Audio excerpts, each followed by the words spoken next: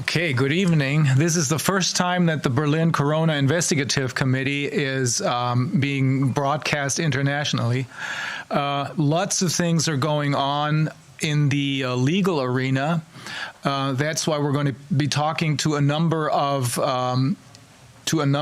attorneys from all over the world. One of them is Dr. Angelo Giorgiani from Italy. We have Dr.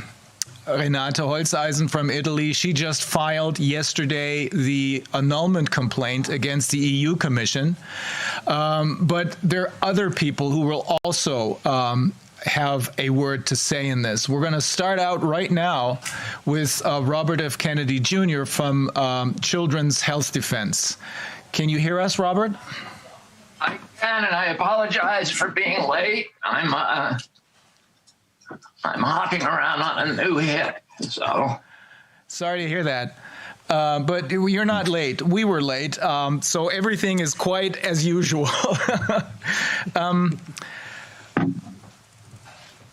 How's the situation in the United States as far as the corona crisis is concerned?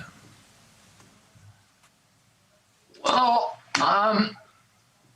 it's really difficult to tell. I mean, the question is about we have very, very little idea about the efficacy or the safety of the vaccines. And that appears at this point to be the principal and kind of the only solution. So there's not much attention being paid to therapeutic drugs, and there appears to be a lot of promise in new therapies, new protocols for caring for patients, and off-the-shelf, patent-expired drugs that doctors are having tremendous success with, reducing infection fatality rates below the rates of seasonal flu, which I think is a very important target for us. The vaccines, this morning, Bill Gates went on TV and said that they now believe that 2 shots of the vaccine will not be sufficient, that they're going to need 3 shots, and that after that, we're going to have a lot of boosters. And so the goalposts keep on moving. And, I think the problem is we're not getting good data. And this is important for people in Germany and elsewhere to understand, because we're dealing with experimental vaccines that were not adequately tested. The vaccines that we're using in the United States do not have FDA approval. They are experimental vaccines. They were allowed under emergency use authorization, which means we do not know the risk profile for those products. If we want to know, the only way those products could be killing thousands or hundreds of thousands of people, we will never know it because we do not have a surveillance system that is functional. The surveillance system we have in the United States, according to HHS's own study, captures fewer than 1% of vaccine injuries. And so let me explain to people in Germany what you should expect from your health officials and what you should demand from your health officials. And this is the only way that we can understand whether a vaccine is actually averting more problems than it's causing. And here's the essential thing. You need to know, every health official in Germany should know what the background death rate is for elderly people, for people between 70 and 80, and for people between 80 and 90. What is the background level for death? And for example, in the United States, people between 65 and 74 years old have a death rate of 4.9 per 100,000 per day. So in that age cohort, we can expect, with all other things being the same, that in our country, 4.9 people between 65 and 75 years old will die every day for every 100,000 people in our population. That's a very important number, because then you want to compare that number with the death rate following vaccination. So everybody who dies in Germany or the United States within 2 months of taking a vaccine, that death needs to be scrupulously recorded. It doesn't matter whether the coroner said it had nothing to do with the vaccine. It doesn't matter if the doctor said it had nothing to do with the vaccine. You need to know that number, because there's no way from examining a body you can tell whether the vaccine killed that person, or whether it was vascular collapse, or whether it was a stroke or a seizure or a heart attack or myocardial infection or blood clots. There's no fingerprint. The only way to make a determination about whether the vaccine is safe is by doing the body count. I'm saying anybody who dies within 2 months of getting that vaccine, we need to know the day and the time of their death. You should really do it for 6 months. And then you take that number and you compare it to the background rate. And you say, are we killing? Are people dying from this vaccine at a greater rate? Are people between 65 and 74 years old dying after they get this vaccine at a higher rate than the background rate, which is 4.9 people per 100,000? And if they are dying more often, then you have a problem with the vaccine. But if your health officials do not know the answer to that question, they are committing malpractice.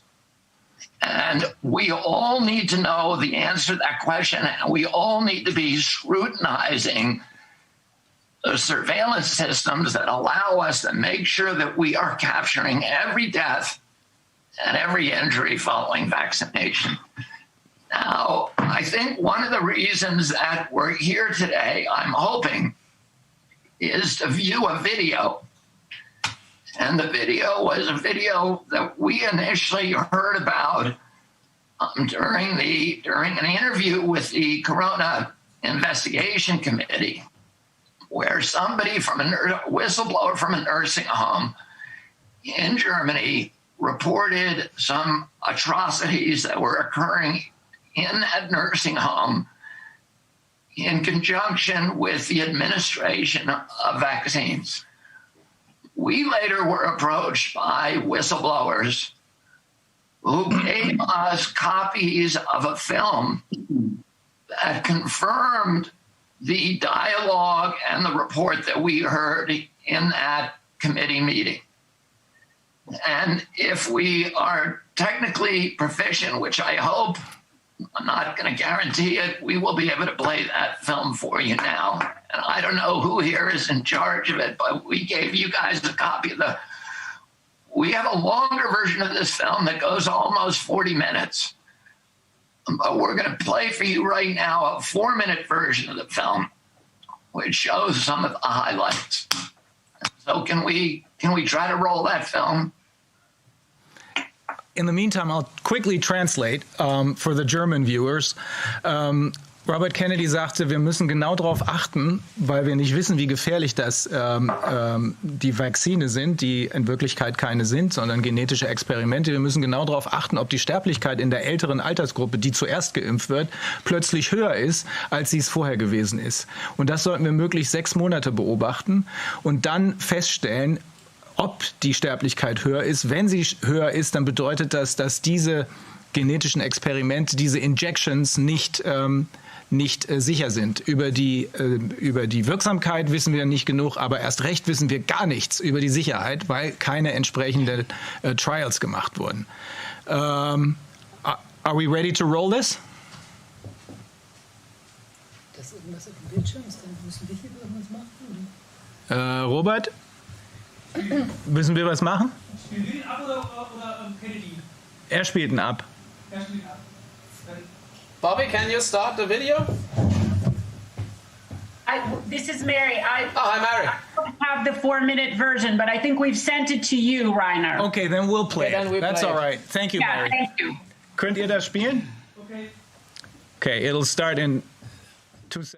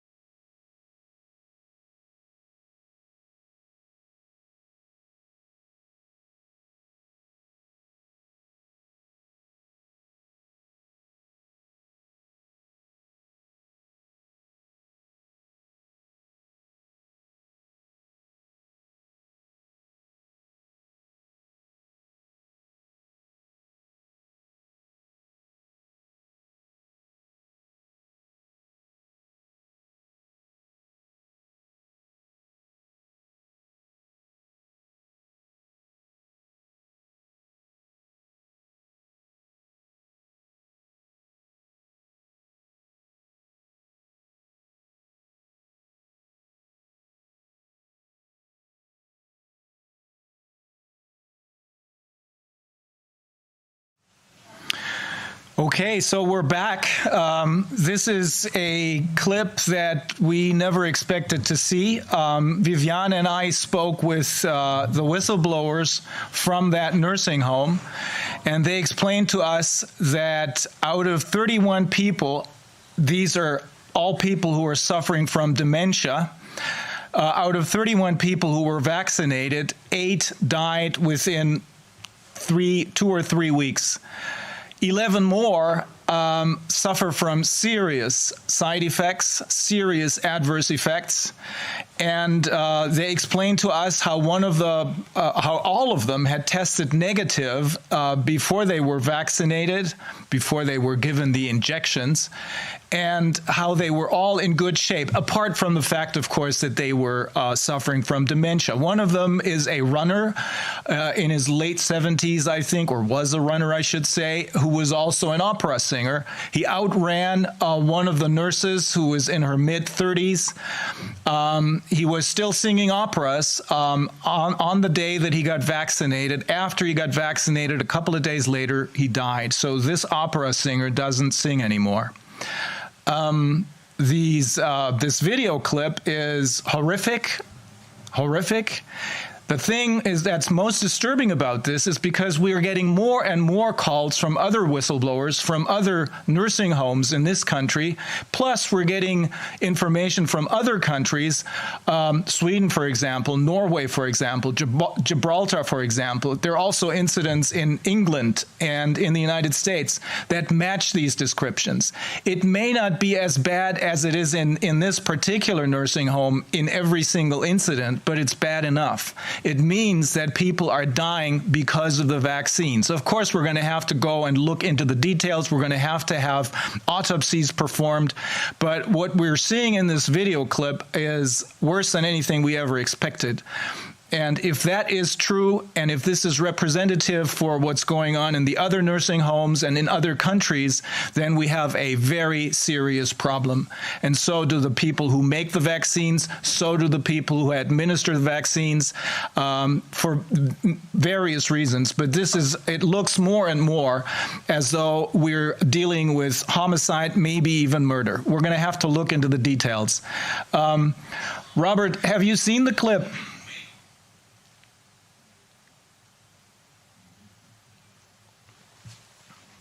Robert, can you hear us? Bobby, unmute.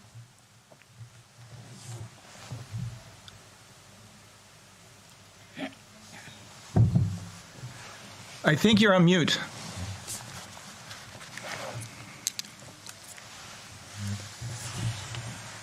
Take the microphone.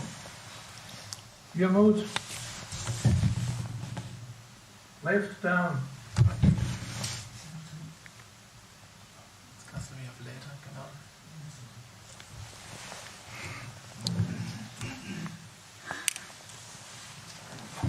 Can you hear it? Yeah, I can hear you. I can hear you. So, what do you think of this video? Is there anything that you have learned in the United States that sounds like there's stuff like this going on in the United States as well? Well, we are getting many, many reports, as you say, from all over the world, and including the United States. In New York and other parts of the United States, of mass deaths in elderly care and nursing home facilities following vaccination, and strange reports also of populations that were uninfected that tested negative for COVID, and then following the vaccination, they actually tested positive. And in many cases, their deaths are declared as COVID deaths, which is odd, and we don't understand it, and I don't pretend to understand it, but all I can tell you is we're getting many, many reports in the countries that you mentioned, including Belgium and Spain, which I don't think you did mention, but also in the Eastern European countries and all over the United States. We're seeing large-scale reports of deaths from nursing homes following vaccination.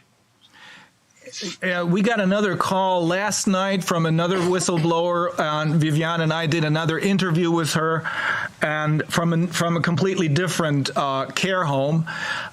This is a nurse who worked first on a corona ward in a general hospital, and she just couldn't take what she was seeing there. She wasn't able to cope with that. So she tells us that in that nursing home, after vaccinations, a number of people died or fell seriously ill. She was trying to alert the doctors to what she saw and make them act on it, but nobody really wanted to act on it, because most of the personnel, the staff in that hospital, that's how she explained it to us, were in panic mode and are all afraid of speaking out.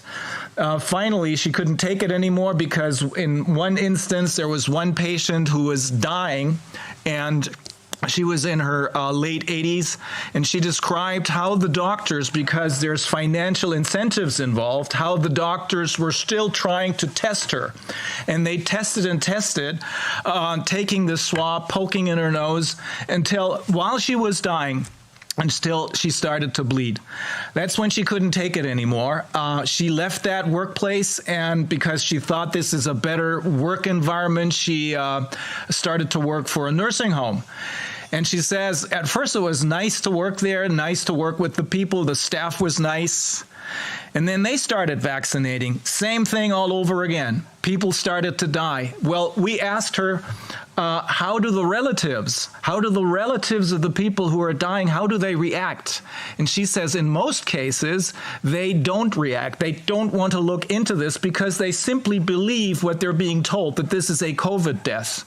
Now, we have to take into consideration that that actually makes sense because all of these relatives only know the individual their individual loved one. They don't know the general situation. So only if you know what's really going on, if you have the whole picture, and I think the only people who do are the staff who work there, then you realize that there's something seriously ill. Well, we asked her, why doesn't the staff do something?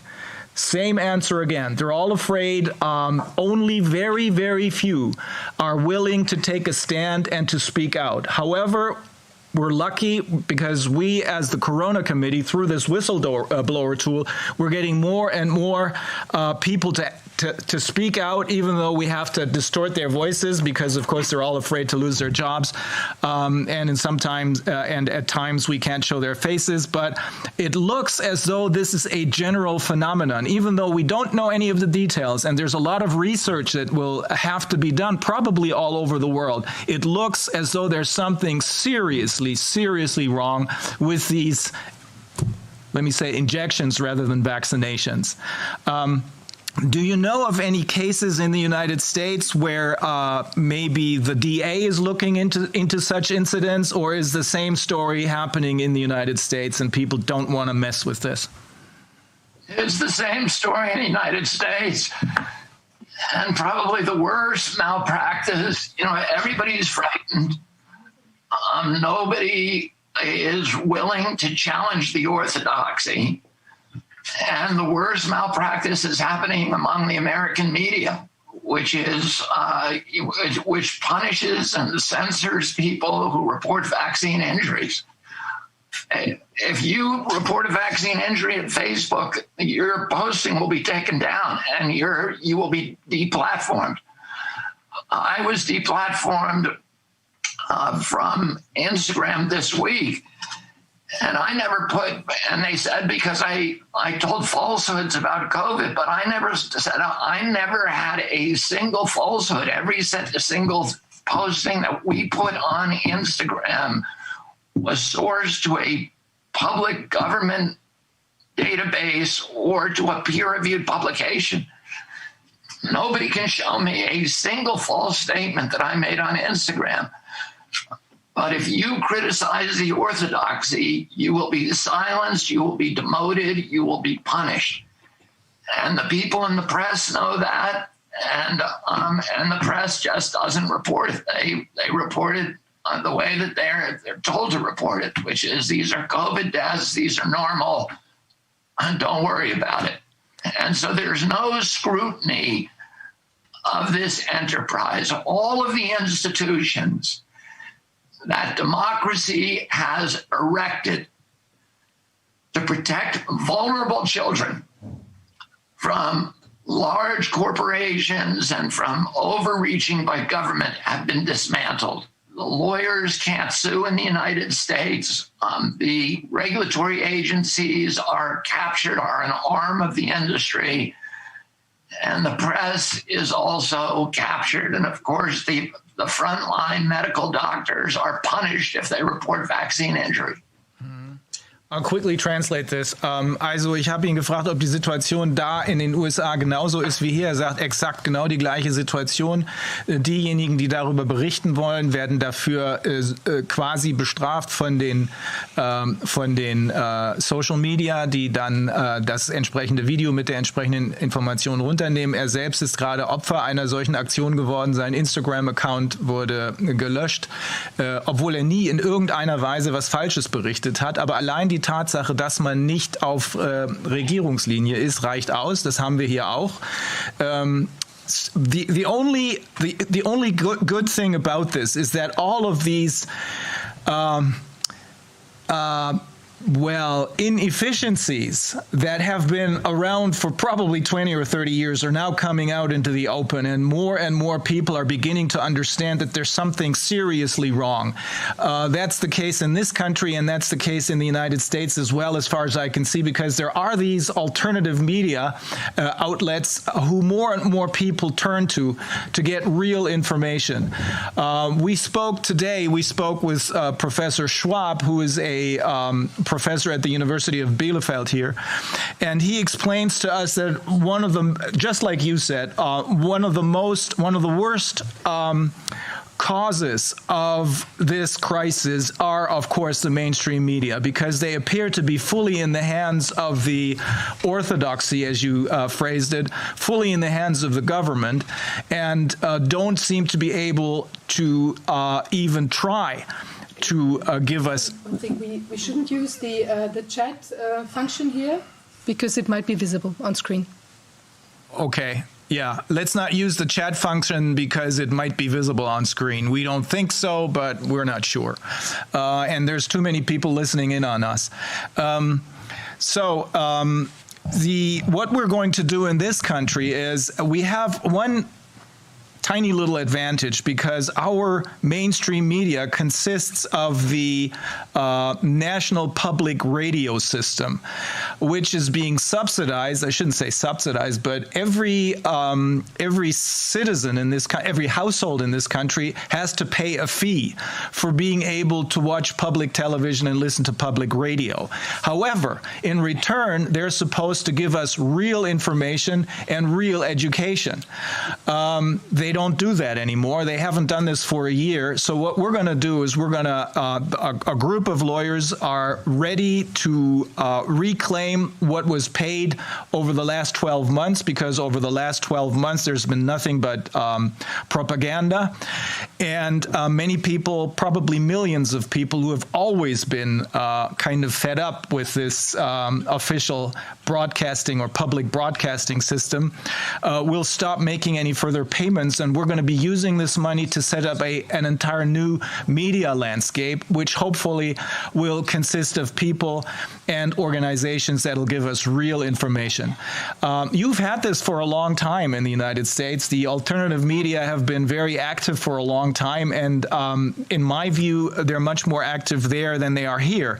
But still, it appears that the majority of the people, and I'm talking in particular about people who are like in their 70s or 80, who have gotten used to and who believe in the system, who just probably cannot even bear the thought that there's something wrong with the system, with the orthodoxy, that this part of the population is still trusting the mainstream media. Is that so?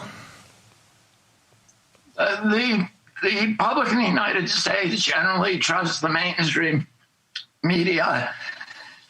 And in truth, Reiner, we do not have an active, we used to have a liberal media in our country like Huffington Post, Daily Beast, Salon, Slate, Politico, that were something of an antidote to the corporate takeover of American democracy, but those outlets are now completely co-opted. So you will not see any major outlet other than the ones we published, which is the Defender, that challenge the official orthodoxies. Nobody is publishing the truth. Everybody has stepped in line. Our friend Professor Schwab today said, and he has parents who are in their mid or late 80s, and they desperately wanted to get vaccinated, and they did. He was quite upset about that. Thus far, nothing's gone wrong, or at least nothing appears to have gone wrong. But he says now that he's seeing the full picture, that he doesn't believe anything anymore that is being published by the mainstream media. He doesn't believe the picture that they're painting about Russia or the United States.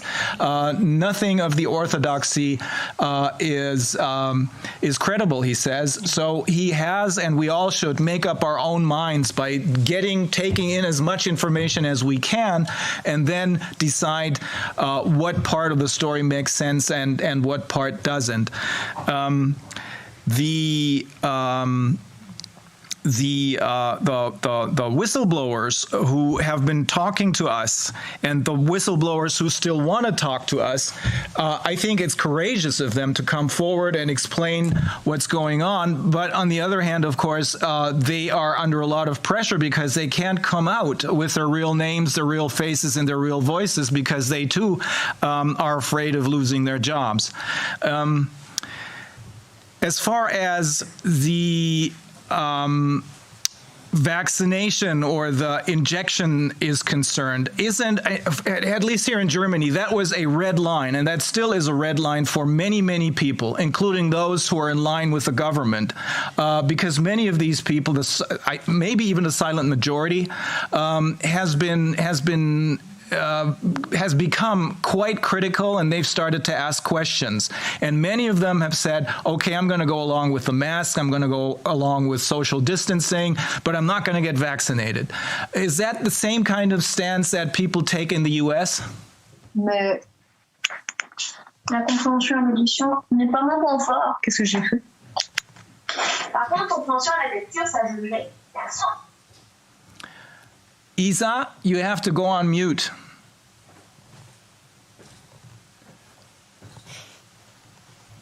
Answer that. The United States is divided. Democrats are generally very, very, and I'm a Democrat, are very supportive of the vaccine and are flocking to get the vaccine. I think 70 or 80% of them are say that they intend to get vaccinated. Republicans, I think 40% of Republicans support the vaccine. So I don't know. We'll see what happens. The problem is we're not getting any. There is no way to gauge safety because we do not have a surveillance system. So all of these injuries are invisible, and the press isn't reporting them. Yeah, the same thing's going on here. Even though we have a so-called sentinel system, it doesn't seem to function anymore. You mentioned the Defender. The last piece that you wrote in the Defender made quite a splash because it was very informative as far as Bill Gates is concerned. I'm not sure if that video is part of that Defender article, but there is a video in which Bill Gates says, and I think you're alluding to this in your article, in which he says that the profits that he's making from investing in the vaccine industry are beyond anything that he's ever been able to make as a profit with Microsoft. Now, tonight, this very same Bill Gates is going to appear on public television here in Germany on one of the most important talk shows, and he's going to explain how he is becoming a poor man because he's losing all this money that he has invested for philanthropical purposes, that he has invested in the vaccine industry. What is the truth? Well, the truth is that, I don't think you can say that he's made more money on vaccines than he's made from Microsoft. I can tell you kind of some of the details that we know about his financing. He is today the biggest vaccine producer in the world. He's the third or fourth richest man in the world. His net worth is $133 million. And he's done very well from the pandemic. So the lockdown has created enormous wealth for him. His wealth has increased by $22 billion since the beginning of the lockdown. And the same is true of Mark Zuckerberg, Jeffrey Bezos, Michael Bloomberg and and Sergey Brin, who runs Google, the company, while the middle class across Europe and the United States is being obliterated and people are being forced into poverty, the social media and the big data titans are raking in cash, and these are the very people who are enforcing the censorship against criticism of the lockdown over which they are profiteering. Meine Frage war, Robert Kennedy hat einen Artikel geschrieben in der Zeitschrift The Defender, und in diesem Artikel, sehr lang, hat er sehr ausführlich über Bill Gates berichtet, auch darüber, dass Bill Gates mit seinen Aktivitäten viel Geld verdient.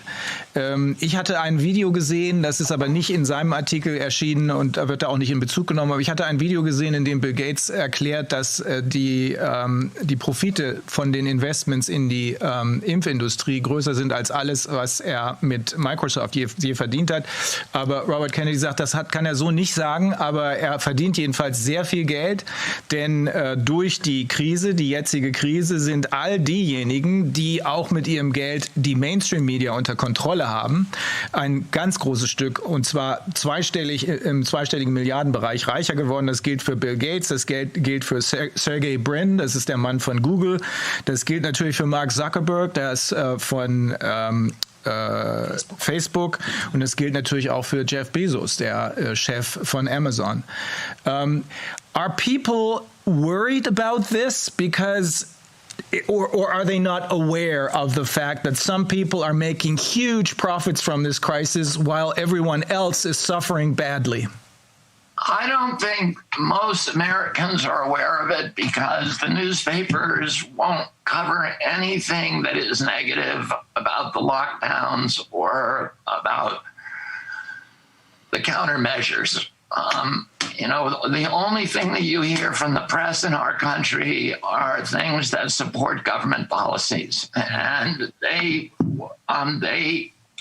censor what they call vaccine misinformation.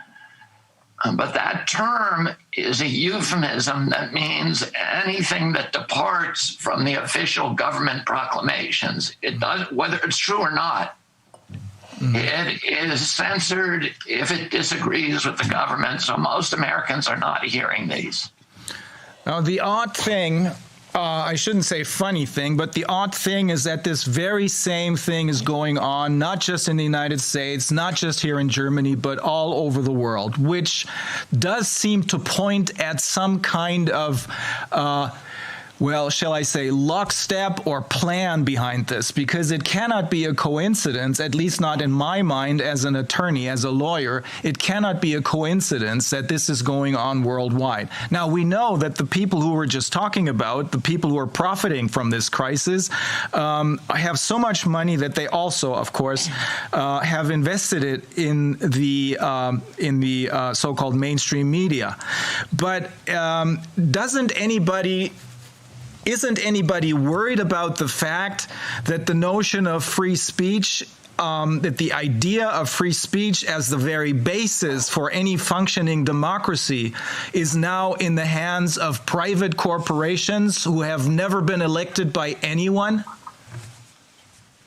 Yeah, there's a lot of us who are very worried about that. And, we're litigating on that issue, but it's a very, very difficult problem. Mm-hmm. I mean, we're not, we no longer, one of the problems that we have in the United States that you don't have in Europe is that in 1997, we changed the law in our country to allow pharmaceutical companies to do direct-to-consumer advertising on television. Mm-hmm.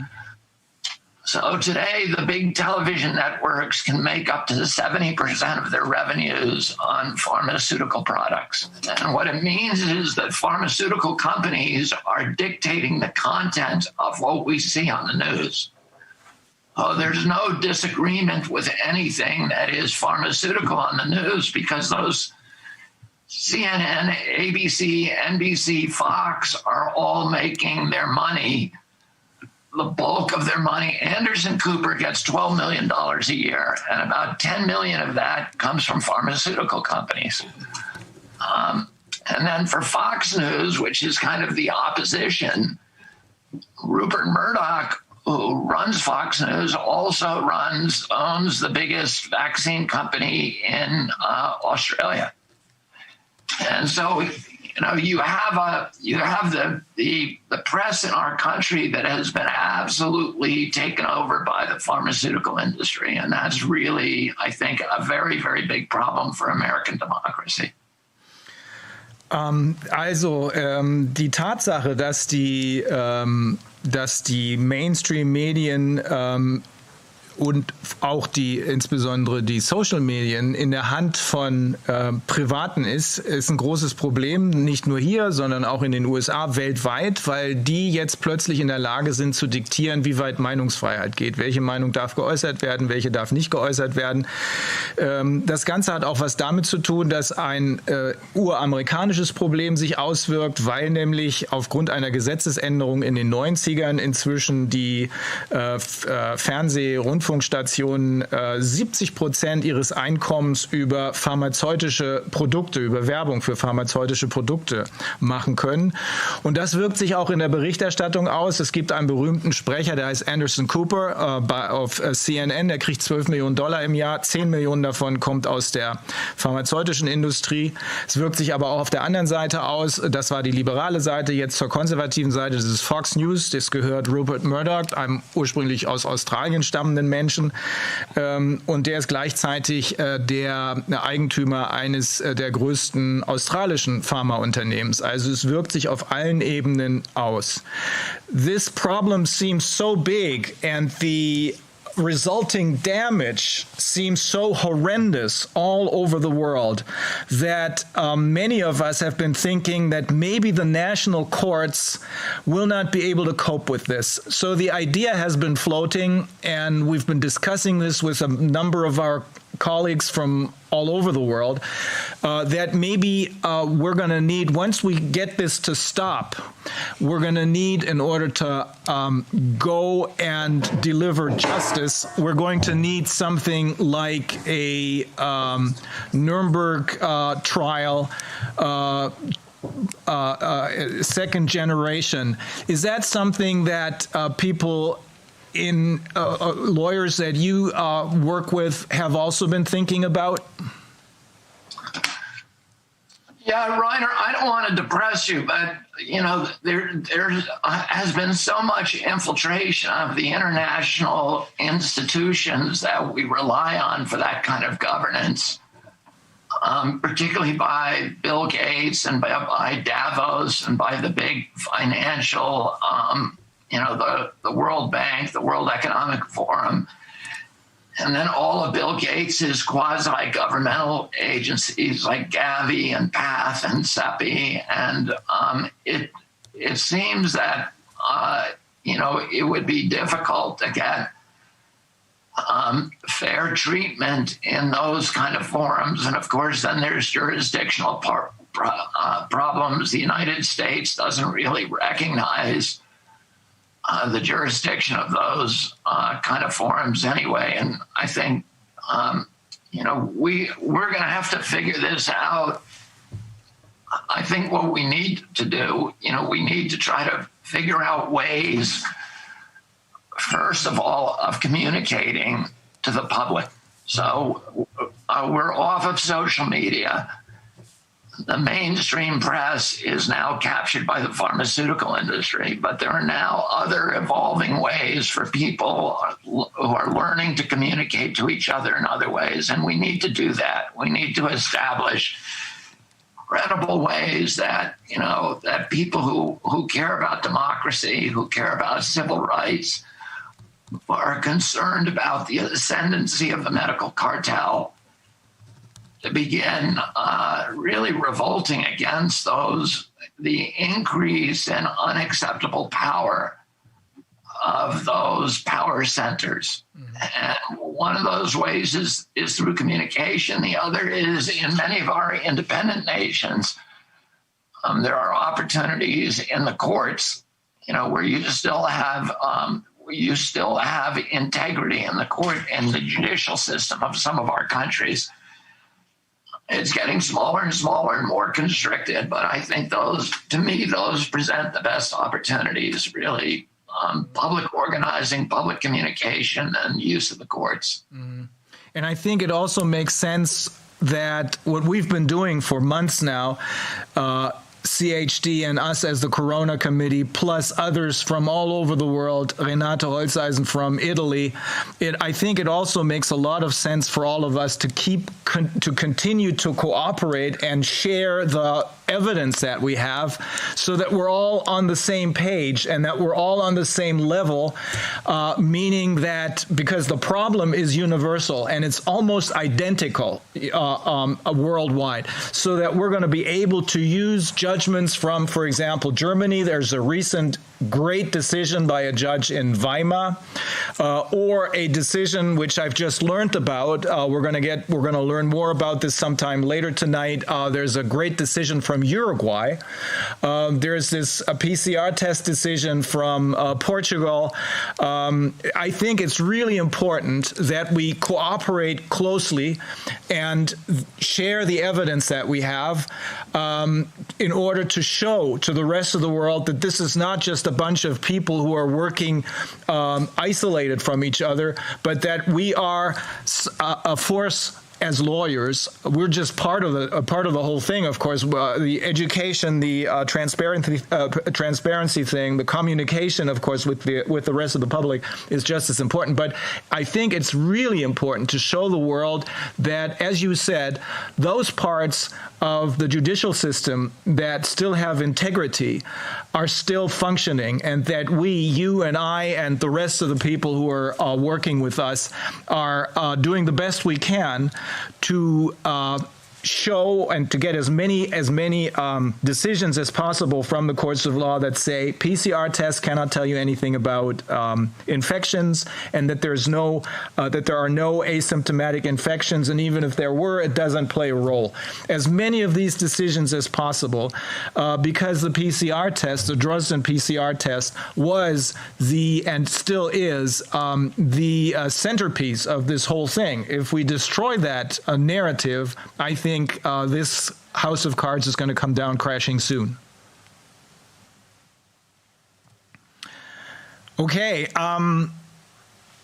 Is there anything that we have missed that we still need to talk about? Is there any piece of information that you think is important for the public to know, which I didn't think of?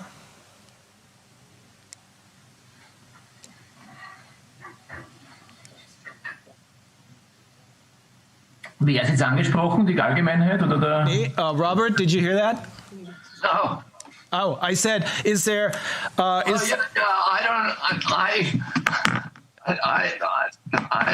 could go on for a couple of days talking about. We know that. Keeping my lips shut. But I was wondering, is there something that you think is important for the rest of the world to know, which we haven't spoken about yet?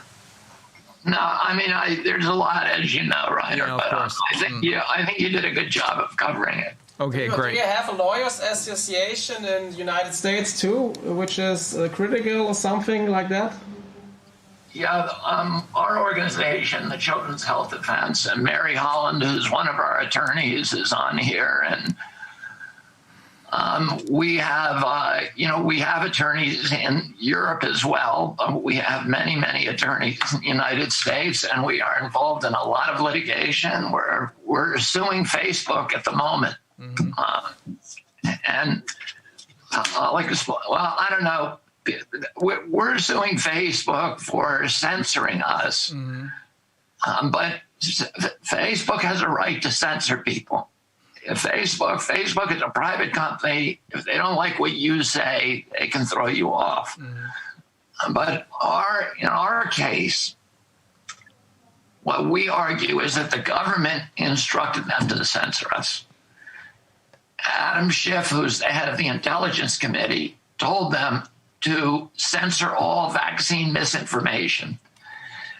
And Facebook has said that it is coordinating its censorship with CDC and with WHO and with the US State Department.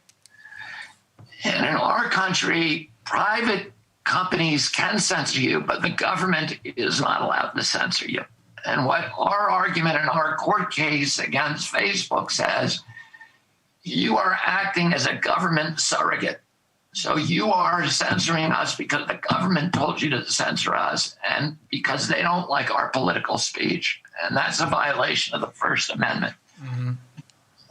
So anyway, that's one of the approaches we're bringing. But we have many, many, many lawsuits right now. Mm-hmm.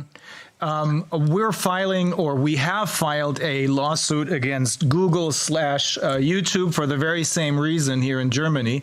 However, we have an advantage because our Constitution, our basic rights, the first 20 articles of the German Constitution, also apply, even though indirectly, to private corporations. So that'll be helpful in this country. Plus, the European Union, when it was still functioning a couple of years ago, passed a privacy law that is a little bit more protective of the general population than the laws that you have in the United States. Let me just translate that. Also, das Wichtigste ist immer noch die Kommunikation mit der Öffentlichkeit. Wir müssen auf glaubwürdige Weise mit der Öffentlichkeit kommunizieren können und dazu werden gerade eigene Kommunikationskanäle aufgebaut, damit wir nicht mehr auf die Mainstreams, aber auch nicht auf die unter Kontrolle befindlichen Alternative Media zurückkommen und damit wir nicht immer nur die Meldungen hören, die sich der pharmazeutischen Industrie anpassen. Robert Kennedy sagte, CHD hat zum Beispiel eine Klage gegen Facebook laufen, weil die auch natürlich Meldungen, die nicht im orthodoxen Mainstream sind, löschen, genauso wie hier. Wir haben eine Klage gegen Google, YouTube laufen. There's another complaint in New York, a PCR test complaint. Is there a result as far as the first part of the complaint is concerned? I think there was a injunction. Do you know anything about what the situation is, Mary?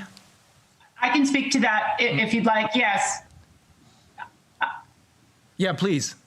Yeah. So the court, we applied for a preliminary injunction against New York City that was requiring all children to have PCR tests or they could not participate in school learning. Mm-hmm. That case is still pending, but interestingly, yesterday, New York State Department of Education issued a guidance document, a letter, saying that no school could require testing on a mandatory basis in any school in the state or for any school activity. We don't believe that guidance would have been given without the lawsuit, but we are not going to withdraw the claim before the court. We want the court to decide that that is the law before we do anything else. Well, that's excellent news.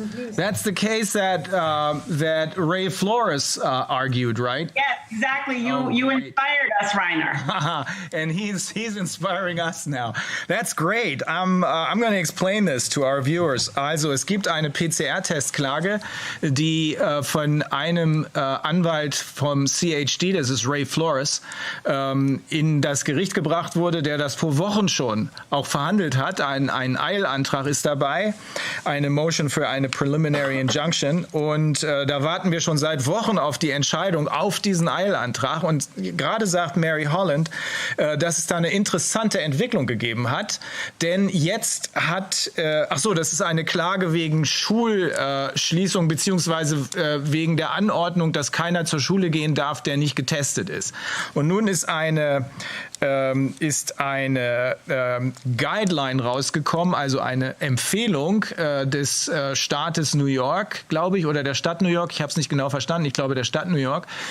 Und danach kann man kein Mandatory Testing mehr verlangen von den Schülern. Aber Mary, also es wäre sicherlich nicht passiert ohne diese Klage. Aber Mary sagt, sie wird jetzt nicht die Klage zurückziehen, beziehungsweise CHD wird nicht die Klage zurückziehen, sondern sie wollen eine Entscheidung haben, damit auch gerichtlich genau das festgestellt wird, dass es nämlich keine Basis für die Pflicht zur Testung geben kann. So I assume, since this happened yesterday, Ray is probably still celebrating, but I think it's great. You're going to keep on, you're going to ask for a decision in this case. Yeah, we just today wrote to the court to say it's not a moot issue. It could come back unless the court comes to a decision. So we're still waiting, and we emphasize to the court that it's not moot. Excellent. Great. That is really good news. Best news of the day. Okay.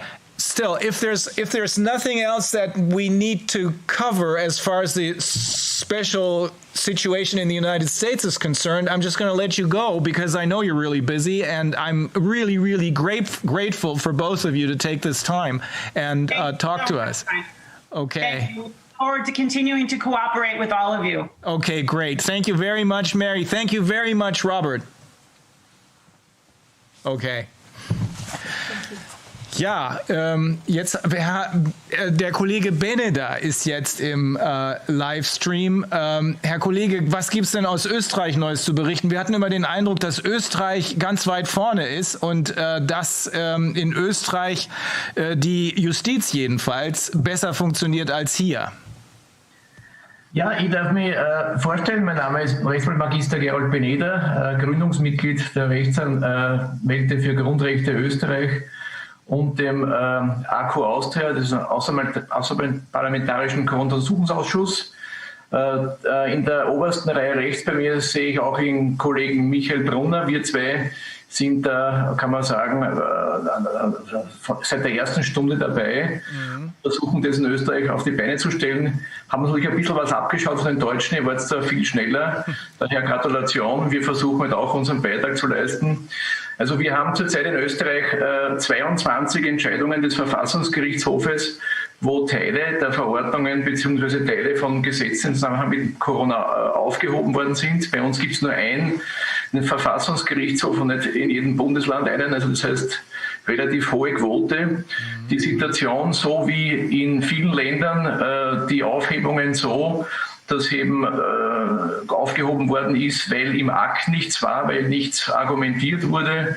Also daher aus formalen Gründen aufgehoben, eine wirklich grundlegende Entscheidung, dass die Verhältnismäßigkeit nicht gegeben ist, also überhaupt keine Bedrohungslage vorliegt, auf die warten wir immer noch.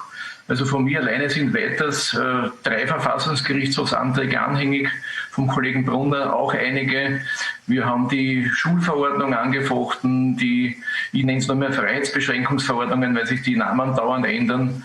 Also es tut sich einiges. Also ich bin einer der Anwälte, die wirklich an der Front stehen und die täglich geschätzte 100 Telefonate haben und sich von allen möglichen Berufsgruppen und Branchen berichten lassen, was sich abspielt. Also die Repression zurzeit in Österreich ist unglaublich, in allen Berufsgruppen. Es wird überall Druck ausgeübt auf die Arbeitnehmer. Ihr müsst eine Maske tragen, ihr müsst euch testen lassen, ihr müsst euch ständig impfen lassen. Also es ist wirklich von der Repressionsschraube wirklich schlimm. Was bei uns in Österreich ein bisschen gemütlicher ist als in Deutschland, und ich verfolge die deutsche Szene auch regelmäßig, das Demonstrieren. Nämlich es gehen bei uns die Leute in einer Größenordnung von 10.000 bis 20.000 Leute auf die Straße. Jetzt hat die Regierung begonnen, die Demonstrationen zu verbieten, so wie in Deutschland auch schon. Also das heißt, die Polizei hat die Demonstration verboten, die eine Parlamentspartei angemeldet hat, beziehungsweise unbescholtene Bürger, die eine Versammlung angemeldet haben. Das heißt, das System, die Regierung hat offensichtlich Angst vor den Leuten auf der Straße, hat die Demonstrationen verboten und trotzdem sind 5.000 bis 20.000 Leute auf die Straße gegangen. Und das jetzt, so wie es ausschaut, im 2-Wochen-Takt. Das heißt, es gibt viele Leute, die absolut genug haben von diesen ganzen Repressionen, Verordnungen etc. Ich sehe 3 Möglichkeiten, um das Problem einer Lösung zuzuführen. Das Problem Nummer 1 ist das Parlament. Das heißt, es könnte durchaus sein, dass in den nächsten Wochen und Monaten dass die Regierung auseinanderbricht und es Neuwahlen gibt. Wir haben daher Vorsichtsmaßnahmen getroffen und sind dann zurzeit damit beschäftigt, eine Partei zu gründen. Dazu möchten wir aber erst was sagen, wann dann wirklich alles auf Schiene ist. Die zweite Möglichkeit, das Problem zu lösen, sind die Gerichte, dass wir es endlich schaffen, dass eine Entscheidung kommt, von welchem Gericht auch immer, oberster Gerichtshof in Zivilsachen oder Verwaltungsgerichtshof oder Verfassungsgerichtshof, wo in der Sache selbst einmal endlich eine fundierte Entscheidung kommt, die feststellt, dass eben keine Bedrohungslage vorliegt, dass die Masken unnütz sind, dass die PCR-Tests nichts können, dass die Impfung mangelhaft ist oder dass die Verhältnismäßigkeit nicht vorliegt. Wie gesagt, wir haben ja schon jetzt monatelang zugeschaut den Gerichten, was sie machen.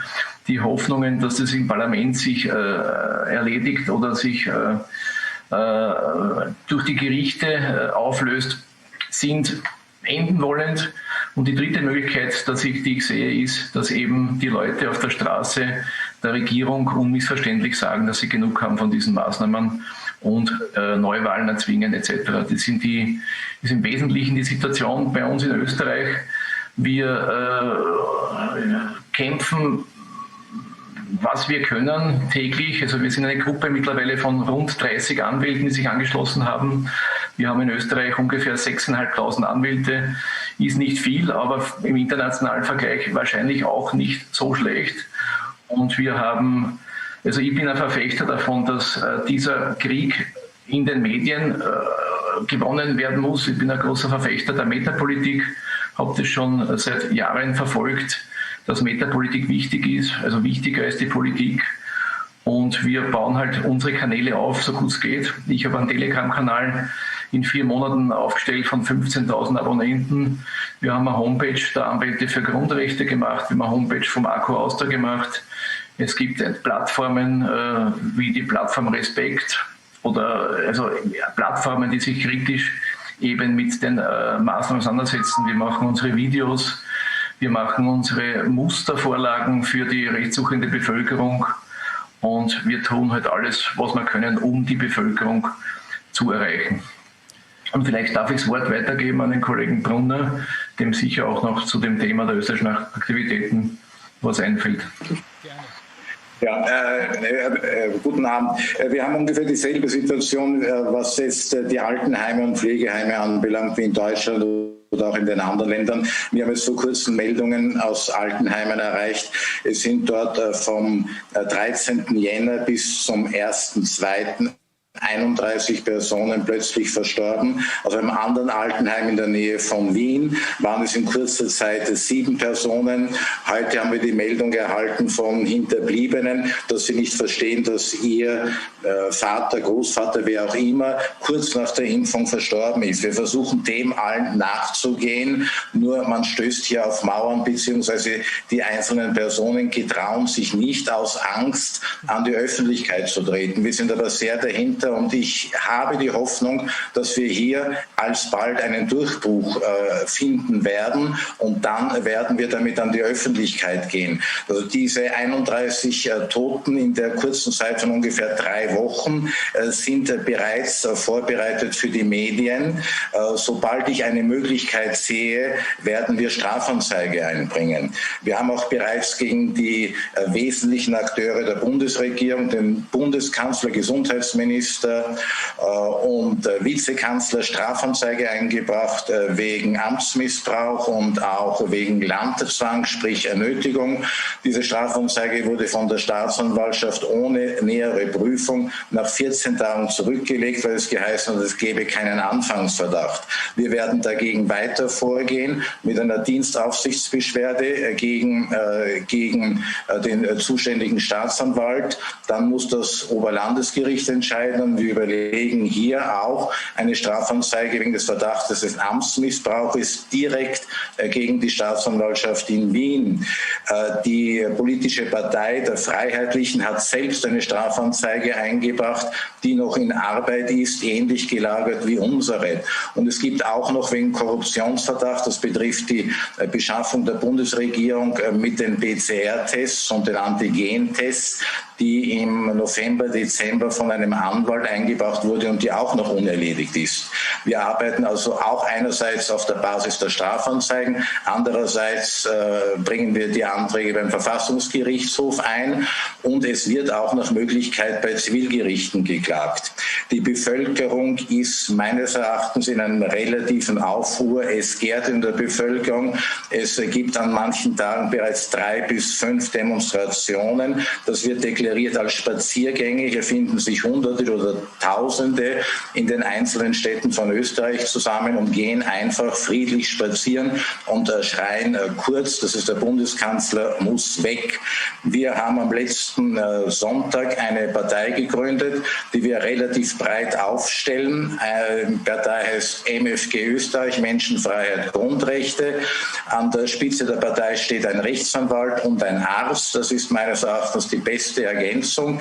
Wir halten die stimmberechtigten Mitglieder für die nächsten 2 Jahre relativ gering, damit wir eine Unterwanderung ausschließen. Und wir sind jetzt auch bereits dabei, es gibt in Österreich 9 Bundesländer, dass wir hier die Landesorganisationen gründen. Und ich glaube nämlich, dass es spätestens im Herbst, und ich hoffe, dass es noch bis Herbst dauern wird, Neuwahlen geben wird.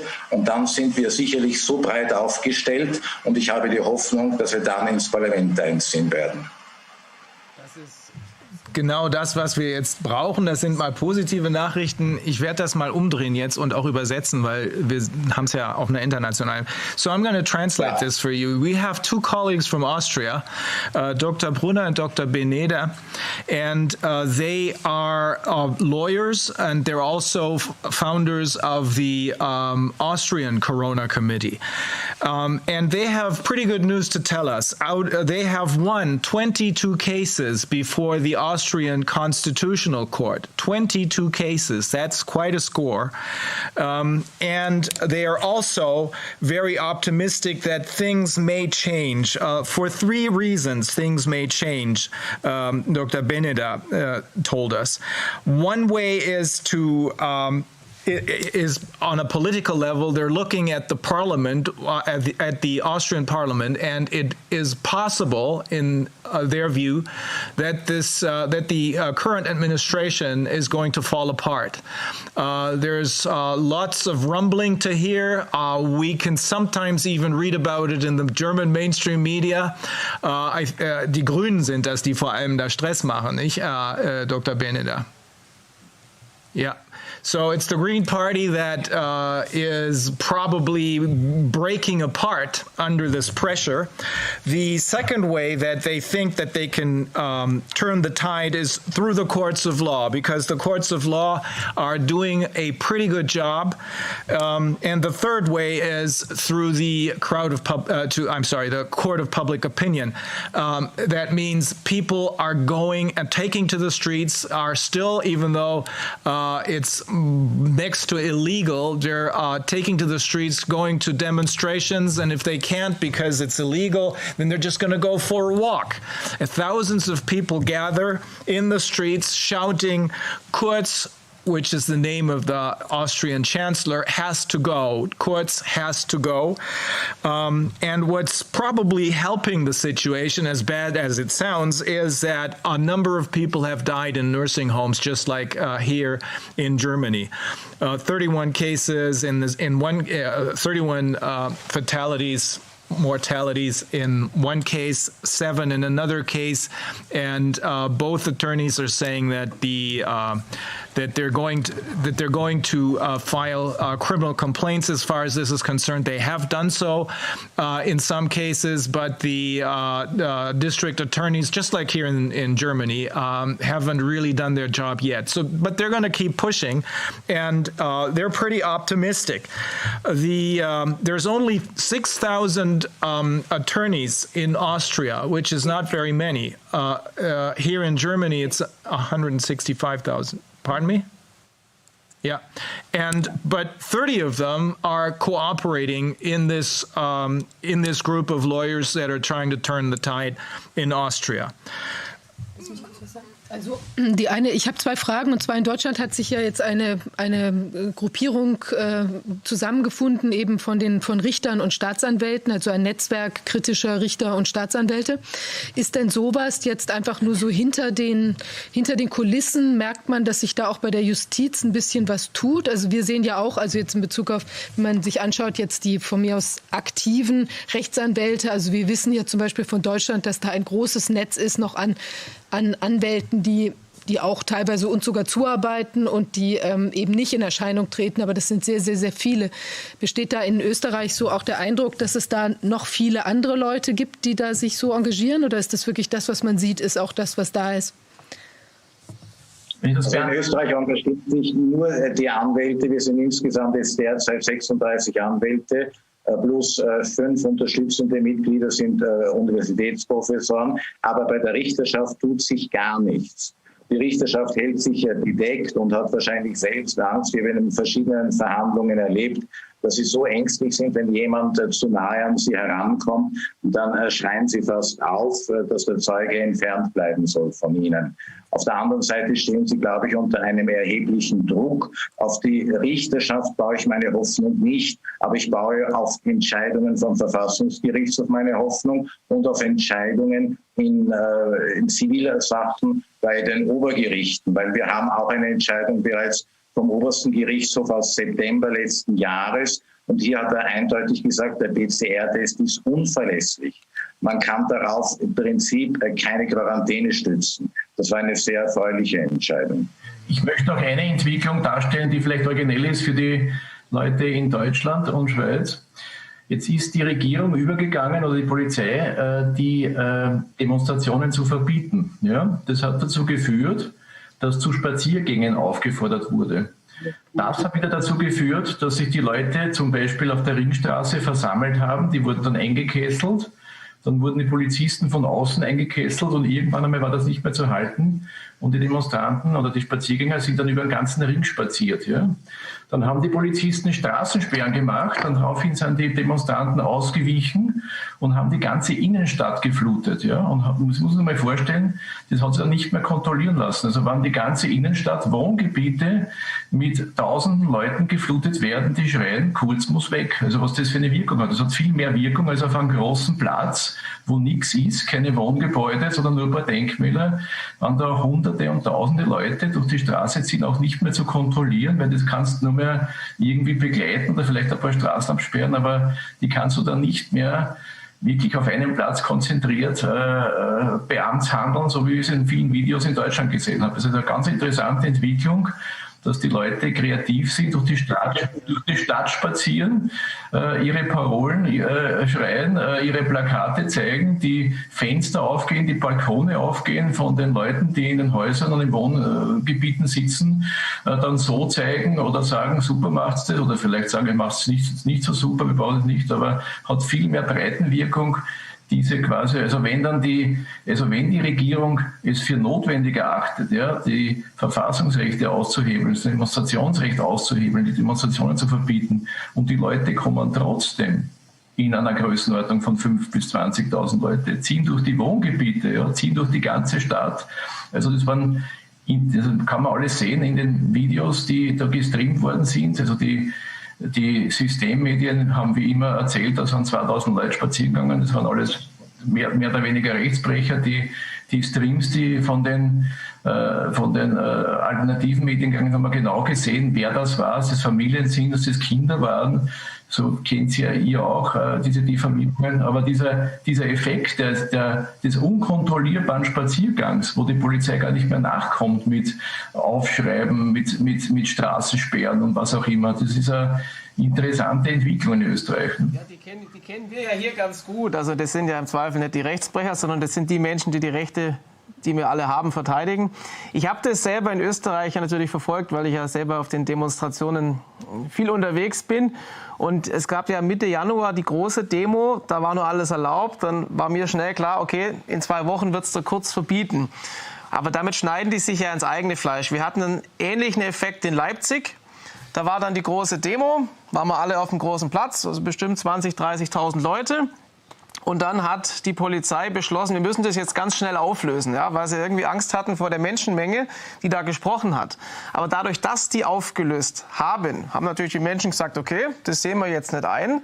Und dann war der Effekt, dann sind die wirklich spontan durch die Stadt spaziert. Und das kann man nicht mehr aufhalten. Also das ist letztlich die Vorlage, die sie uns da gegeben haben, die ist richtig, richtig gut. Und da haben die Menschen einfach verstanden, was wir machen müssen. Diese Bühne zieht dann zwar an, aber dann der Effekt, wir gehen jetzt spazieren, wir gehen jetzt raus, das kann man polizeilich eigentlich nicht mehr kontrollieren. Und da die Leute ja friedlich sind, was will man dagegen machen? Also das ist genau die Art und Weise, wie man in so einer Situation auch reagieren sollte, wo eine Regierung oder Regierungen, das ist bei euch nicht anders als bei uns, keine Argumente mehr haben und dann einfach sagen, wir verbieten es euch. Und dann müssen die Leute sagen, na gut, dann gehen wir halt spazieren. Und das waren die Demos in Wien, ich bin da ganz gut vernetzt.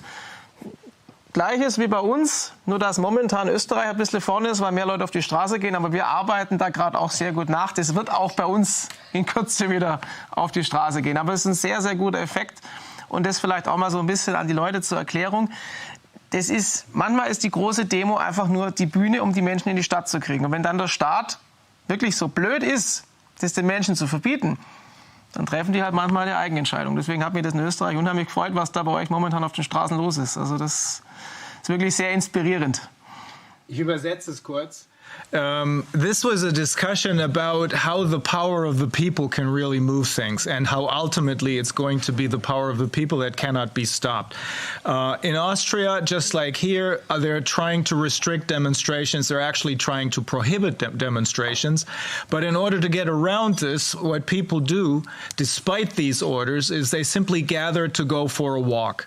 Then they go for a walk with thousands of people. There was one incident that Dr. Beneda alluded to, or I think it was Dr. Brunner, but they're both from Austria, so they're both talking about Austria. One incident where the police came in and surrounded the group of people who had gathered to take a walk. Then more people came and surrounded the police until finally the whole thing had to be broken up and people just went ahead taking their walk. Shouting, however, Kurz has to go. Their chancellor has to go. And our colleague Markus Heinz, who is responsible for many of the demonstrations that went down in this country, says the same thing is probably true here. And he's very well connected. He spent some time in Austria. He was there helping out on some of the demonstrations. And he says the same thing is happening here in this country. It's just that only recently people have begun to understand that this is a good way to get around the orders. And it's going to pick up speed again in these coming weeks and months, I think. Weeks probably. Okay, also es wird auch hier wieder losgehen, sagt Markus Heinz. Okay, das ist, also da bin ich Ihnen sehr dankbar, Herr Kollege Beneda, Herr Kollege Brunner, dass, weil wir haben hier immer das Gefühl gehabt, irgendwie sind Sie da schneller in Österreich und irgendwie erreichen Sie mehr als wir hier. Kann ein bisschen auch daran liegen, dass wir wahrscheinlich so ein bisschen zum Rollenmodell gemacht werden, aber das ist in Österreich auch nicht anders. Also Sie haben in Österreich jemanden, der nun tatsächlich als Bundeskanzler, der nun tatsächlich aus diesem Bereich der Davos-Clique kommt. Ich glaube, der gehörte zu den Young Leaders sogar. Der ist also tatsächlich so sozialisiert worden und keiner hat es gemerkt, dass da jemand unterwegs ist, der vom Regierungsgeschäft relativ wenig versteht. Erst die Corona-Krise hat es deutlich gemacht. Und ich glaube, den Menschen, wenn sie so offen darüber sprechen, dass hier nach ihrer Meinung jedenfalls, Herr Kollege Beneder, möglicherweise das Parlament auseinanderfliegt, dann heißt das ja auch, dass die Bevölkerung offenbar auch inzwischen mitgekriegt hat, dass Herr Kurz nicht so wirklich in der Lage ist, das Land zu regieren, oder? Ja, Sie müssen sich vorstellen, wenn 20.000 Leute auf die Straße gehen in einer Stadt mit 2 Millionen Einwohnern, dann durch die ganze Stadt spazieren, die haben alle Familien, dann gibt es die ganzen Livestreams. Das ist schon eine gewaltige Menge an Leute, die man erreicht. Nicht? Ich habe mir die Hoffnung gemacht. Also ich glaube, wir haben eine. Ich habe die Hoffnung gehabt, dass, Entschuldige Kollege, ich sage den Satz fertig, dass die Regierung einen schweren Fehler macht, nämlich dass er sich anlegt mit den Eltern und mit den Schülern und mit den Lehrern. Ja? Weil wir haben jetzt die Situation, ich weiß nicht, wie es in Deutschland ist, dass wir ein Eintrittstesten haben der kleinen Kinderchen von 6 Jahren bis 18 Jahren. Die müssen, wenn sie die Schule besuchen dürfen, sich selber testen, ja, mit irgendeinem chinesischen Test, der wahrscheinlich nicht für das gedacht ist, zumindest nach Gebrauchsanweisung. Und dass sie, wenn sie das nicht machen, aus der Schule verwiesen werden und daheim sich unterrichten selber dürfen und keine Hilfestellung bekommen. Ich hätte gehofft, dass das Zehntausende und Hunderttausende Eltern und Schüler und Lehrer auf die Palme bringt und da Widerstand leisten. Allerdings hat sich diese Hoffnung auch zerschlagen, da offensichtlich der Großteil der Schüler und der Eltern sich auch dieses bieten lassen. Ja. Und wir wissen alle, das wird das Letzte sein, was die Regierung sich ausdenkt an Repressionen. Ich habe geglaubt, das ist ein schlafender Riese, der vielleicht dann 100.000 Leute auf die Straße bringt, aber offensichtlich dürfte es nicht so sein. Entschuldige, Kollege, ich übergebe das Wort weiter. Also ich glaube, wir haben einen Vorteil in Österreich, dass wir ein relativ kleines Land sind mit 8,9 Millionen Einwohnern und hier die Kräfte, wenn sie sich verbünden und aufstehen, viel intensiver wirken können als in einem großen Land. Und der zweite Vorteil, den wir haben, ist, dass wir eine relativ schwache Regierung haben. Kurz ist ein schwacher Kanzler, seine Minister sind auch sehr schwach. Und es ist in der Koalition bereits intern, gibt es große Streitigkeiten und Zwistigkeiten und die Koalition wäre beinahe vor 3-4 Wochen auseinandergebrochen, weil minderjährige Flüchtlinge nach 12 Jahren in Österreich abgeschoben wurden. Und jetzt gibt es in der Regierung Schwierigkeiten wegen Korruptionsverdachtes gegen den Finanzminister. Also es gibt intern Schwierigkeiten in der Regierung. Die Schwierigkeiten kommen von außen auch durch die Demonstrationen, durch 200.000 Eltern, die sich gesammelt haben und sich das nicht mehr bieten lassen, was man ihren Kindern antut. Und die Schwierigkeiten kommen auch rechtlich. Und jetzt legen wir nach mit unserer Partei. Und ich muss noch zu eurer Ehrenrettung sagen, ich verfolge eure Situation auch seit einem Jahr. Bei euch ist alles noch eine Spur repressiver als bei uns. Also bei uns ist halt Österreich ist halt ein bisschen gemütlicher, ist die Polizei nicht so brutal, greift die Polizei nicht durch mit Niederreißen von älteren Leuten oder von ehrenwerten Anwälten oder gibt es noch keine Wasserwerfer. Also aber es kommt mit Zeitverzögerung, mit 1-2 Monaten kommt es zu uns auch. Also wie ich gesehen habe, dass eure Demonstrationen vom Verfassungsgericht verboten werden, habe ich gewusst, in 1-2 Monaten haben wir eine ähnliche Situation. Also die Repressionsspirale dreht sich unaufhörlich weiter, sowohl in Deutschland als auch in Österreich, als auch weltweit, wenn wir es nicht schaffen, dieser Spirale Einhalt zu gebieten. Und da habe ich eben, wie gesagt, meine Meinung, die 3 Möglichkeiten, die bestehen. Ich glaube auch, dass da die dritte wahrscheinlich sogar die erfolgreichste ist, weil auf der Straße kann man es am schnellsten beenden. Bei euch wird es halt ein bisschen später kommen. Wir sind jetzt, was Polizei angeht, schon wieder auf einem ganz guten Weg, muss ich sagen. Also da hat sich bei der Polizei relativ viel getan. Ich bin ja wirklich jede Woche irgendwo auf der Straße und da kriegen immer mehr mit, Moment mal, das, was da im August, September, Oktober passiert ist, hier läuft was falsch. Also das ist momentan hier in Deutschland schon zu spüren und ihr werdet das wahrscheinlich ein paar Wochen, ein paar Monate verzögert kriegen.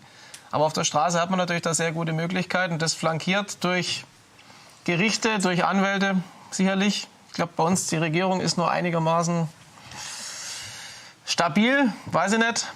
Aber da sind wir, glaube ich, auf einem guten Weg. Ja, wobei wir ja jetzt auch diese schönen Umfragen hatten. Also der unabhängige Journalist Boris Reitschuster, der hat ja eine Umfrage in Auftrag gegeben und da hat sich zumindest gezeigt, dass also die Jubelstatistiken, die da oder Jubelumfrageergebnissen, die uns von der Regierung präsentiert werden, dass eben ganz, ganz viele Leute das ganz toll finden, was da passiert, dass das nicht stimmt. Also es waren, glaube ich, jetzt über 50%, die gesagt haben, sie sind nicht mehr einverstanden mit diesem Kurs. Also von der objektiven Reitschuster-Studie, ja, das ist also 45, aber es waren mehr als die dafür waren. Genau, oder so. Ja, 45 waren dagegen aber die anderen teilten sich so auf, oder unentschieden, sodass auf jeden Fall diese einhellige Zustimmung, die da angeblich vorzuliegen scheint, das ist nicht mehr der Fall. Und das merkt man auch im persönlichen Umgang. Also ich weiß nicht, wie es Ihnen da in Österreich geht, dass wir eben doch wirklich sehr, sehr viele Leute haben, die jetzt aus allen möglichen Gesellschaftsschichten oder Berufsgruppen oder sonst was kommen, die irgendwie sagen, also wir können es jetzt gar nicht mehr verstehen. Wir wissen nicht, was ist hier los, aber das ist auf jeden Fall nicht mehr so, wie es sein soll, weil es einfach disproportional erscheint, was da geschieht. Lass mich das nochmal schnell übersetzen. The big advantage that Austria has is that it's a small country. They have a population of 8.9 million people. That's one advantage. The other advantage is that they have a very weak government. And that's why both colleagues agree that it looks as though the government is ready to kind of fall apart. There was another point of hope, as our colleague Beneda said, when the government ordered that all parents and that all students who want to go to school have to self-test. I think this includes, diese Selbsttestung, das betrifft auch die Lehrer, oder? Oder nur die Schüler? Auch die Lehrer müssen sich testen lassen, alle möglichen anderen Berufsgruppen. Also es gibt immer wieder, ich glaube im Wochen- oder 2-Wochen-Takt neue kreative Ideen, wer sich noch alle testen lassen muss, um die Testzahlen in ungeahnte Höhen zu treiben. Ja. So this is mandatory self-testing that goes for everyone, and our colleagues were hoping that this will, because this is like attacking in particular, parents and students and teachers. And they were hoping that maybe they would, because of this massive attack, that they would take to the streets and demonstrate against this. That's not happened thus far. But the hope is still that because it's such a small country, it'll make a big difference if 20,000 people go on a demonstration, or even if they call it a walk, take a walk through a city of 2 million, then it makes a big difference if they walk through the streets of that city, if this is being live streamed and people really see that this is going on. In a smaller country like Austria, this is one of the things that makes a big difference. Other than that, of course, it looks as though in this case, this government is especially weak because it's not just the chancellor, but also the secretaries, the ministers who work in this administration appear to be very weak. So maybe we can hope that Austria will be the first country, maybe the second, because there's other good news from the Netherlands, for example, maybe the first country to be freed of this. Herr Kollege Beneda, Herr Kollege Brunner, haben wir noch was übersehen oder haben wir das Wesentliche gebracht? Ich habe eine Frage noch an die Kollegen in Deutschland. Habt ihr irgendeine Idee oder irgendeinen Plan oder einen Tipp für uns, wie wir die ganzen Schäden einsammeln der ganzen Bevölkerung, Unternehmer etc., wie wir die geltend machen können in Österreich, nach der österreichischen Rechtslage?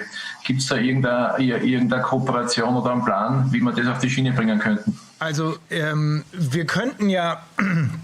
Also die Geschädigten in Österreich, die Lockdown-Geschädigten in Österreich, wir haben uns zuerst an die Unternehmer gewendet, weil wir geglaubt haben und immer noch glauben, das sind die am meisten gefährdet sind. Denn nachdem wir im Ausschuss festgestellt haben, dass der PCR-Test nicht das tut, was Herr Drosten erzählt hat und dass diese asymptomatischen Infektionen auch keine Rolle spielen, war uns klar, es muss einen anderen Grund geben, wenn nicht Gesundheit der Grund ist. Und der andere Grund ist, den kann man ja nachlesen in diesen Papieren von Klaus Schwab und Bill Gates im Great Reset zum Beispiel. Der andere Grund ist die Zerstörung der mittelständischen Unternehmer, damit sie von den vorhin angesprochenen, Robert Kennedy hat es ja angesprochen, Plattformen wie Amazon oder im Taxibereich Uber übernommen werden können. Deswegen haben wir gesagt, die sollten wir zuerst ansprechen, weil die werden ja als erste merken, dass es ihnen an den Kragen geht. Das war ein Irrtum. Einige haben es gemerkt, aber nicht viele. Sondern dann jetzt erst wird ihnen langsam klar, dass es Zeit wird, sich zu wehren. So wie Sie das in Österreich eben sehr offensichtlich tun, dass es Zeit wird, sich zu wehren. Sie hätten ja genauso gut die Möglichkeit, die geschädigten Unternehmer, aber selbstverständlich auch jeder andere, der beispielsweise wegen einer Quarantäneanordnung Schmerzensgeldansprüche geltend machen könnte.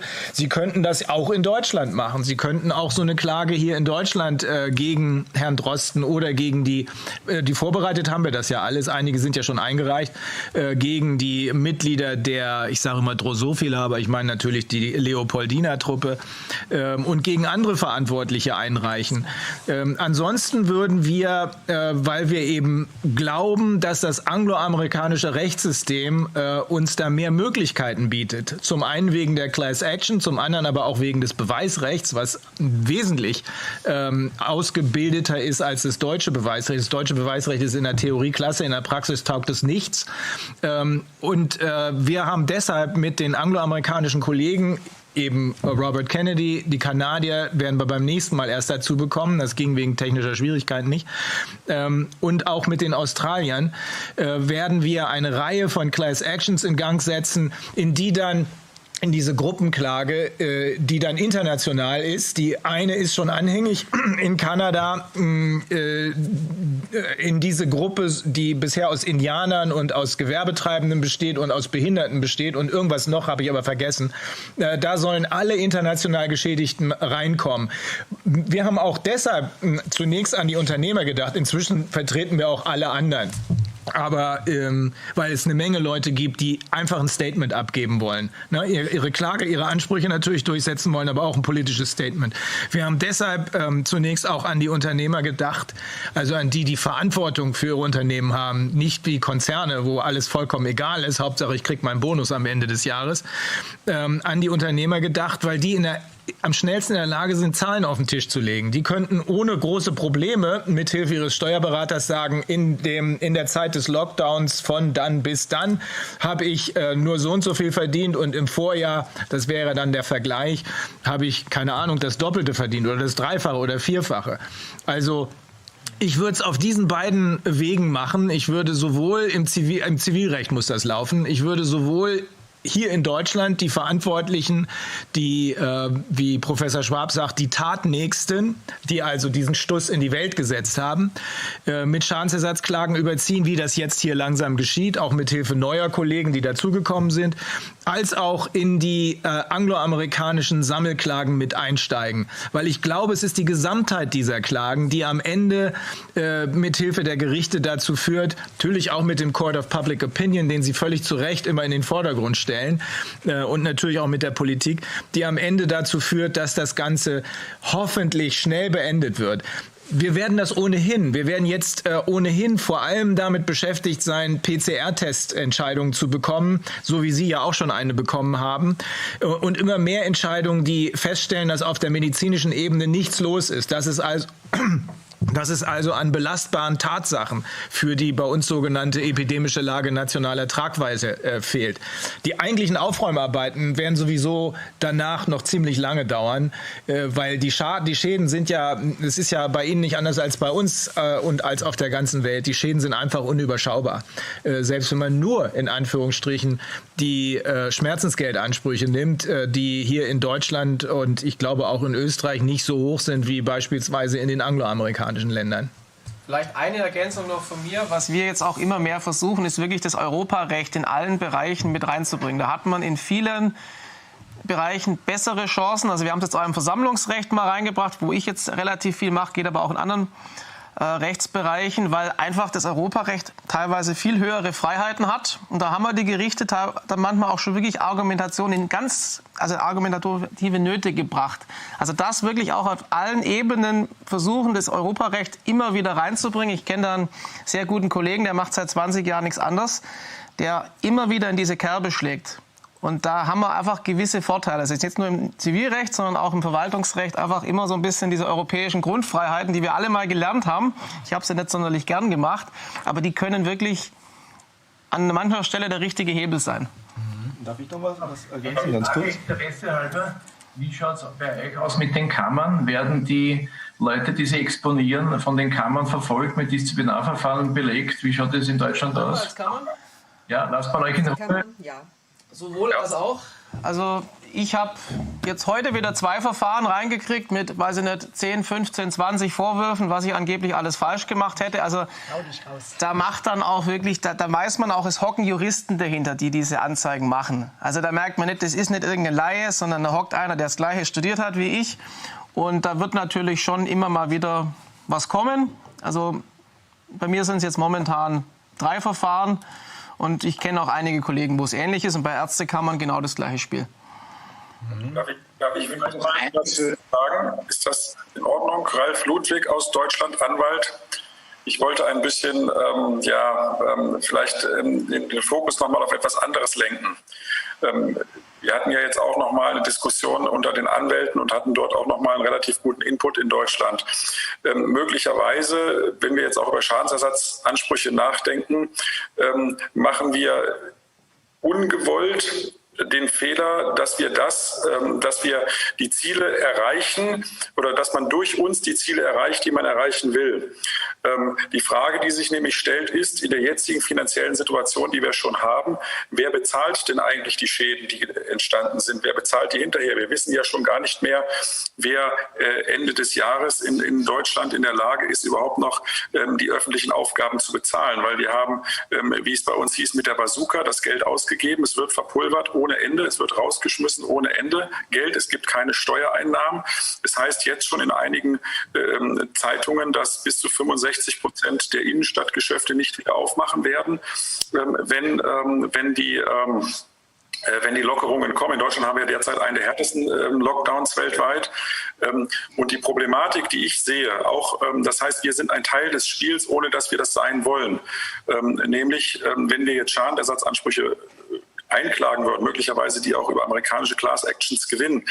Wir haben die Situation, dass im Rahmen des europäischen Stabilitätsmechanismus geregelt worden ist, dass es ein sogenanntes Staateninsolvenzverfahren gibt. Das heißt, wenn Staaten pleite sind, sondern wenn Staaten nur nicht mehr alle ihre Verpflichtungen bedienen können, dann müssen die Staaten ein sogenanntes Staateninsolvenzverfahren anmelden, jedenfalls diejenigen, die im europäischen Stabilitätsmechanismus sind, das heißt die Euro-Staaten.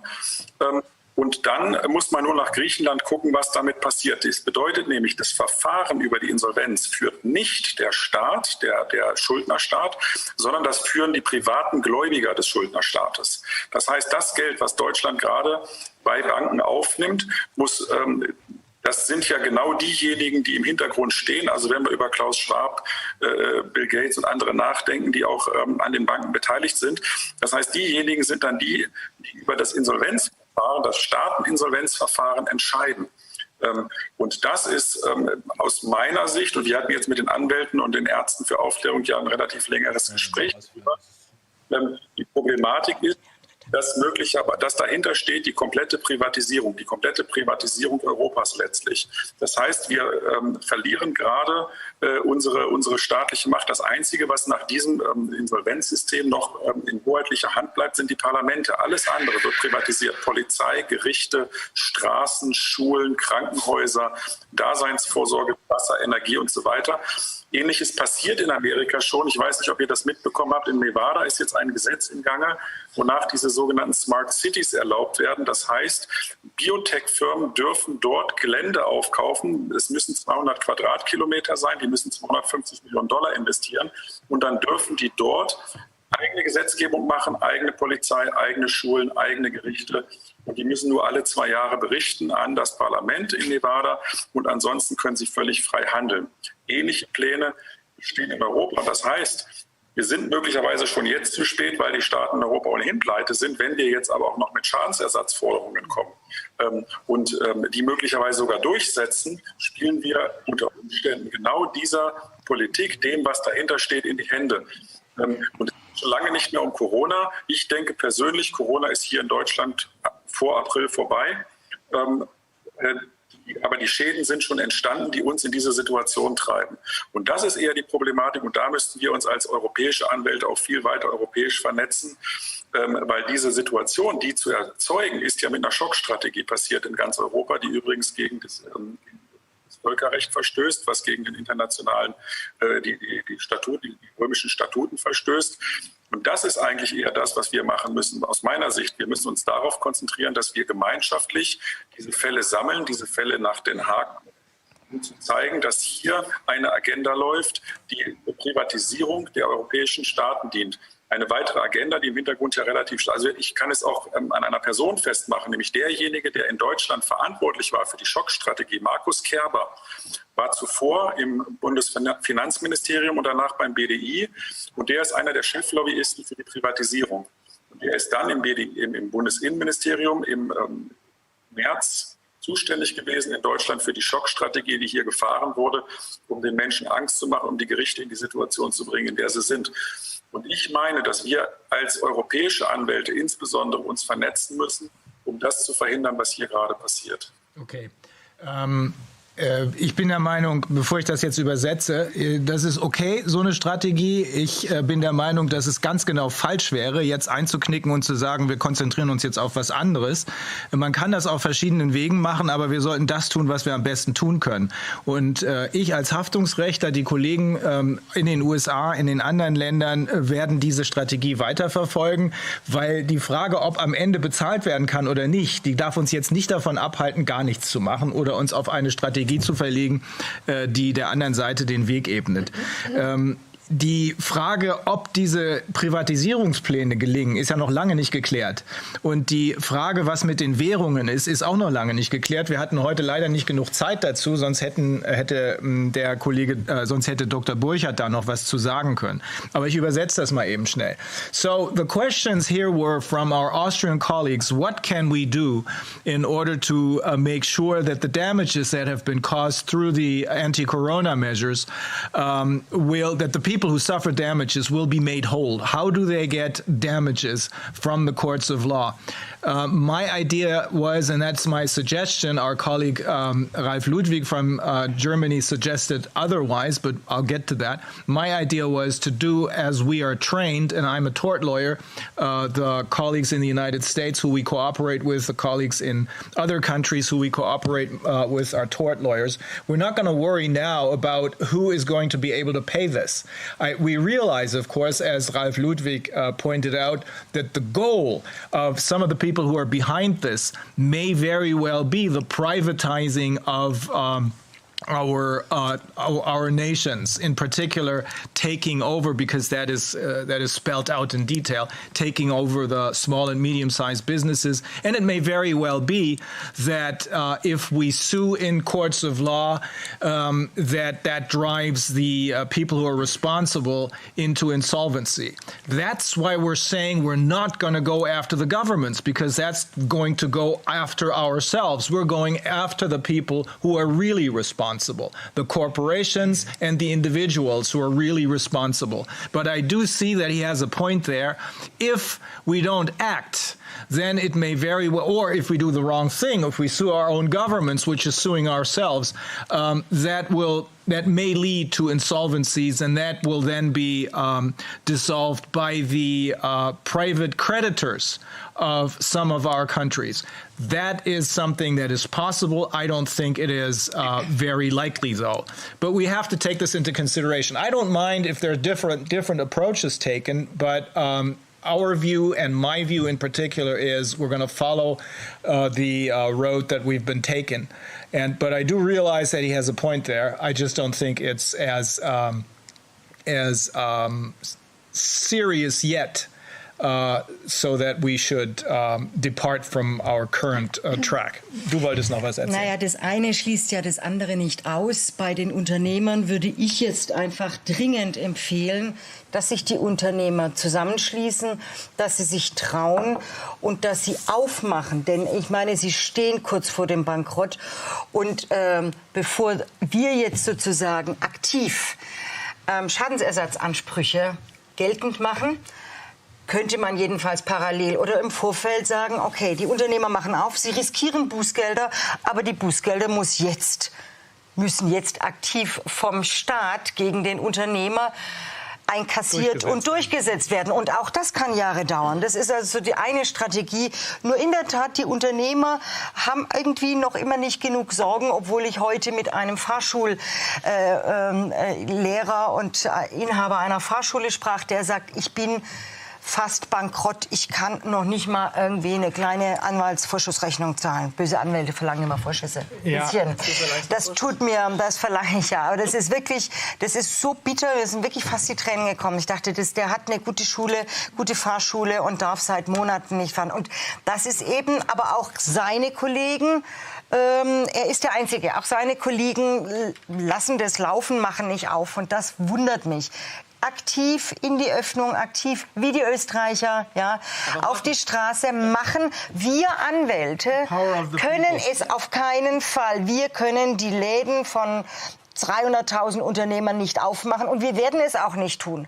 Wenn da nicht eine Aktivität von den Unternehmern und auch ein gewisser Mut, den man eigentlich als Unternehmer ja hat, wenn der nicht kommt, dann können wir flankieren. Ja, wir können nur flankieren. Wir haben jetzt keine Zeit mehr, weil es wartet noch im Zoom wartet Renate Holzeisen, die uns berichten wird über die Vielleicht gib's mir nur ganz kurz. Nee, wir gehen jetzt darauf, die jetzt über die gestern eingereichte Nullification Complaint erzählen wird und vor allem, weil darum haben wir nämlich keine Zeit, Dottore Angelo Giorgiani ist auch im Zoom und wollte uns ein bisschen was